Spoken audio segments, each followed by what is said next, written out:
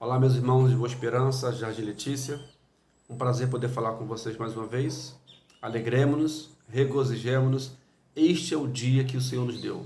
Deus tem nos dado a graça da vida, por isso alegremos-nos e regozijemos nele. 1 Coríntios, capítulo 1, versículo 18, diz assim: Certamente a palavra da cruz é loucura para os que se perdem, mas para nós que somos salvos, é o poder de Deus.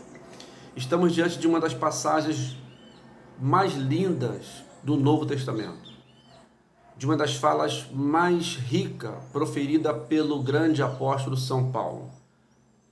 A mesma palavra, ela é loucura e ela é poder.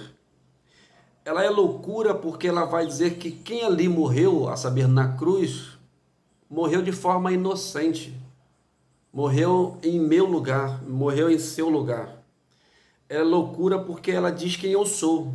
Sou merecedor da morte, porque sou pecador, porque sou criminoso, porque a minha natureza ela é caída, porque os meus atos são perversos. Eu e você é quem deveríamos estar naquela cruz. É loucura porque quem acolhe essa afirmação de ser chamado de pecador, de ser chamado de criminoso, de ser chamado alguém cujos atos é digno de morte na cruz do Calvário. Por isso ela é loucura. Mas ela é poder de Deus também. É poder porque mostra um Deus poderoso para salvar. Certamente, ou em outra ocasião, no diálogo, já viram aquela passagem de Jesus com o jovem rico? Ele vai dizer o seguinte: dificilmente um rico poderá entrar no reino de Deus. E aí, os que estavam próximos a ele perguntaram: quem pode salvar-se então? E ele falou bem assim: para o homem é impossível, mas para Deus tudo é possível. Ou seja, aquilo que o homem não pode fazer, Deus faz. É poder de Deus porque Deus tem essa capacidade de, em amor, salvar aquele que não merece. Veja bem o que diz o apóstolo São Paulo aos Romanos. Ele fala bem assim, no capítulo 5, versículo 7. Dificilmente alguém morreria por um justo, pois poderá ser que pelo bom alguém se anime a morrer. Mas Deus prova o seu próprio amor para conosco pelo fato de ter Cristo morrido por nós, sendo nós ainda pecadores. Por isso, essa palavra ela é loucura porque diz que nós somos os pecadores dignos, passivos de morrermos em nosso lugar. É loucura porque quem morreu ali morreu de forma inocente. E ela é poder de Deus porque mostra um Deus em amor, exercendo o seu poder, nos salvando mediante o Evangelho de Jesus Cristo. Não é sem razão que a cruz se tornou o símbolo da fé cristã. O símbolo da maldição se tornou o símbolo de bênção para cada um de nós. A ponto do apóstolo São Paulo fazer a seguinte afirmação: mas longe esteja de mim gloriar-me senão na cruz de Cristo. John Stott, que vai servir de base para a nossa reflexão hoje pela manhã, em seu livro A Cruz de Cristo, ele fala bem assim: movido pela perfeição do seu amor, Deus, em Cristo, substituiu-se por nós pecadores. Esse é o coração da cruz. Então, a mensagem do Evangelho passa pela cruz necessariamente. Por isso, por várias vezes, ele dizia o seguinte: importa que o Filho do Homem seja preso, morto e crucificado. É necessário que a cruz faça parte, ou foi necessário que a cruz fizesse parte da agenda de Jesus Cristo. John Stott, nesse mesmo livro, ele vai falar bem assim: assim como a Igreja de Cristo é apresentada na Escritura como a sua noiva, o seu corpo, como ovelha do seu pastoreio e os ramos de sua videira, da mesma forma, a salvação de Cristo é ilustrada através dos seguintes termos. É isso que nós vamos pensar aqui. A salvação de Cristo, ela é ilustrada em cima de seguintes termos. Primeiro, propiciação. Então, vamos ver aqui alguns cenários que vão fazer parte da caminhada da salvação que Deus nos proporcionou em Jesus Cristo. O primeiro cenário, uma vez que falamos em propiciação, é o cenário do templo, é o local do sacrifício. Propiciar significa apaziguar, pacificar a ira do Deus ferido. O apóstolo Paulo, escrevendo aos Romanos, no capítulo 1, versículo 18, ele fala bem assim: a ira de Deus se revela do céu contra toda impiedade e perversão dos homens que detêm a verdade pela justiça. Injustiça, digo. Então, eu e você, nós éramos objetos da ira de Deus. Por isso, ele fez propiciação. O que é propiciação? É apaziguar a ira de alguém. Veja bem, Romanos capítulo 3, versículo 24. Sendo justificados gratuitamente por sua graça, mediante a redenção que há em Cristo Jesus, a quem Deus propôs no seu sangue como propiciação mediante a fé, para manifestar a sua justiça por ter Deus, na sua tolerância, deixado impunes os pecados anteriormente cometidos. Então, propiciar é apaziguar a ira. Agora, quem faz essa propiciação?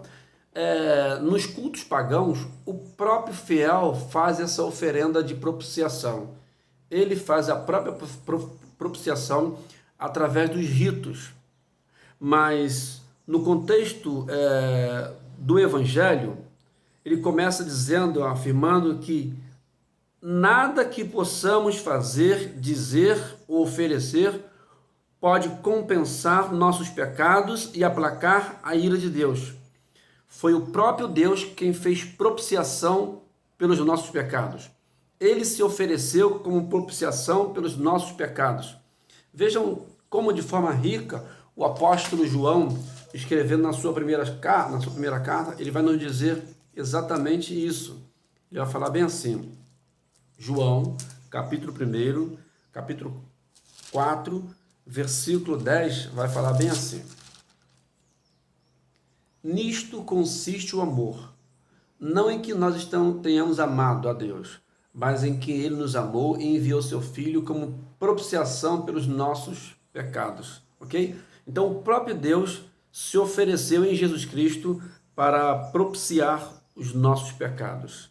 Então fazer propiciação é aplacar a ira de um Deus cujo coração está ferido, cujo coração está, como o nome sugere, irado contra nós pecadores. Então a salvação passa por esse evento, um coração irado que precisa ser propiciado. Então o próprio Deus em Jesus Cristo fez propiciação pelos nossos pecados. A segunda palavra, além de propiciação, a segunda palavra é redenção. Ou seja, agora saímos do cenário do templo, vamos para o cenário do mercado. Uma vez que agora Cristo fez propiciação pelos nossos pecados, agora, de posse dessa moeda, não é isso que o apóstolo São Pedro vai dizer? Porque não foi através de ouro, prata ou pedra preciosa que fossem resgatados do vosso fútil procedimento, mas mediante o sangue do Cordeiro, o sangue sem mácula, sem defeito, o sangue de Jesus Cristo. Então, de posse dessa moeda, da propiciação, agora vamos ao mercado. Sim, o cenário agora é o mercado, redenção. Então, o que é redenção? Redenção é resgate. Deus, em Cristo Jesus, nos resgatou. Da onde vem a palavra Cristo Redentor, né? Fomos resgatados, fomos comprados por um alto preço, a saber, o sangue de Cristo vertido na cruz do Calvário. Paulo, escrevendo aos Efésios, ele vai nos dizer dessa forma. Efésios, capítulo 1, versículo 4 a 7, nos diz assim: assim como nos escolheu nele, antes da fundação do mundo, para sermos santos e irrepreensíveis perante ele, e em amor nos predestinou para Ele, para a adoção de filhos, por meio de Jesus Cristo, segundo o beneplácito de sua vontade, para louvor da sua graça, que Ele nos concedeu gratuitamente no amado, no qual temos a redenção pelo sangue, a remissão dos pecados, segundo a riqueza de sua graça. Então, o que é redenção? É resgate. Fomos resgatados. Fomos comprados por bom preço. Cristo pagou pelo seu pecado, mediante o seu sangue. Ainda escrevendo aos Gálatas, capítulo 4, versículos 4 a 5, ele vai dizer o seguinte: vindo, porém, a plenitude dos tempos, Deus enviou seu Filho, nascido de mulher, nascido sob a lei, para resgatar os que estavam sob a lei, a fim de que recebêssemos a adoção de filho. Então, essa é a segunda palavra. A primeira palavra é propiciação, o cenário é o templo. A segunda palavra é redenção, o cenário é o mercado. Agora, uma vez que foi pago o preço de resgate, a terceira palavra agora é justificação. Passamos pelo cenário do templo, passeamos no cenário do mercado, agora estamos no cenário do tribunal. Ok? Justificar é o oposto de condenar.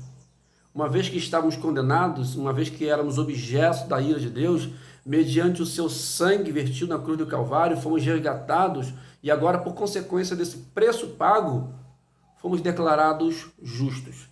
Vejam bem, Romanos 5, versículo 18, nos diz exatamente isso. Pois assim como por uma só ofensa veio o juízo sobre todos os homens para condenação, assim também, por um só ato de justiça, veio a graça sobre todos os homens para a justificação que dá vida. Ou seja, justificação é um ato que não acontece não em nós, mas acontece a favor de nós no tribunal de Deus. Sobre nós não paira mais condenação. Nós fomos declarados inocentes. Berkhoff vai definir assim justificação: é o ato da livre graça de Deus, através da qual Ele perdoa os nossos pecados e nos aceita como justo somente por conta da justiça de Deus a nós imputada e recebida pela fé. Fomos justificados. Esse é o terceiro cenário. Então, propiciação, cenário do templo; redenção, cenário do mercado; justificação, cenário do tribunal. Não há nenhuma condenação para nós. Justificados, pois, mediante a fé, temos paz com Deus. Éramos objetos da ira de Deus, agora temos uma relação de paz com Ele, tão somente por conta de Jesus Cristo. E agora, qual é o último cenário? E esse é lindo. O cenário agora é o cenário do lar. Logo, a quarta e última palavra é reconciliação. Ele nos reconciliou consigo. Ele nos chamou para a sua casa. Agora Ele nos chama de amigo e nos convida para que sentemos à mesa e nos alimentemos com Ele, do pão da vida, do sangue de Cristo, do seu próprio sangue. Somos agora amigos dele. Reconciliação é a palavra. Agora temos um novo lar. Restaurar um relacionamento, isso é reconciliação. Renovar uma amizade. A amizade perdida no Éden foi refeita por meio do Cristo. Somos agora amigos dele. Veja bem, Romanos 5, versículo 9 a 11, versículos 9 a 11 nos diz assim: logo, muito mais agora, sendo justificados pelo seu sangue, seremos por ele salvos da ira. Por ele, porque se nós, quando inimigos, fomos reconciliados com Deus mediante a morte de seu Filho, muito mais estando já reconciliados, seremos salvos pela sua vida. Uma outra passagem muito interessante é agora Efésios. Paulo escrevendo aos Efésios vai nos dizer assim, olha só. Capítulo 2, versículos de 11 a 22. Diz assim: portanto, lembrai-vos de que outrora, vós, gentios na carne, chamado incircuncisão por aqueles que se intitulam circuncisos na carne, por mãos humanas, naquele tempo estáveis sem Cristo, separados da comunidade de Israel e estranhos às alianças da promessa, não tendo esperança e sem Deus no mundo. Mas agora, em Cristo Jesus, vós que estáveis longe, fostes aproximados pelo seu sangue, porque ele é a nossa paz, o qual, de ambos, fez um, tendo derribado a parede da separação que estava no meio, a inimizade. Aboliu na sua carne a lei dos mandamentos na forma de ordenanças, para que dos dois criasse em si mesmo um novo homem, fazendo a paz, e reconciliasse ambos em um só corpo com Deus, por intermédio da cruz, destruindo por ela a inimizade. Agora estamos no novo lar. Uma vez que fomos expulsos do lar no Éden, o Evangelho é um convite de Deus ao novo lar, à nova pátria, à nova casa. Não somos mais forasteiros e peregrinos. Somos agora pertencentes ao reino de Deus. Pertencemos a Ele. Temos uma nova casa. Deus estava em Cristo reconciliando consigo o mundo e nos confiou agora o ministério da reconciliação. Por isso, o Evangelho é isso. Reconciliados com Deus por meio de Cristo, somos exortados a nos reconciliarmos entre nós mesmos. Essa é a doutrina da salvação, muito bem ensinada por John Stott no seu livro A Cruz de Cristo. Agora, o Evangelho é isso, mas não pode ser essa coisa vazia, oca, distante, um sentimento intelectual, a saber, o conhecimento de que Deus fez propiciação pelos nossos pecados, de que Ele fez redenção por cada um de nós, de que Ele nos justificou e de que agora Ele nos chamou para a sua casa.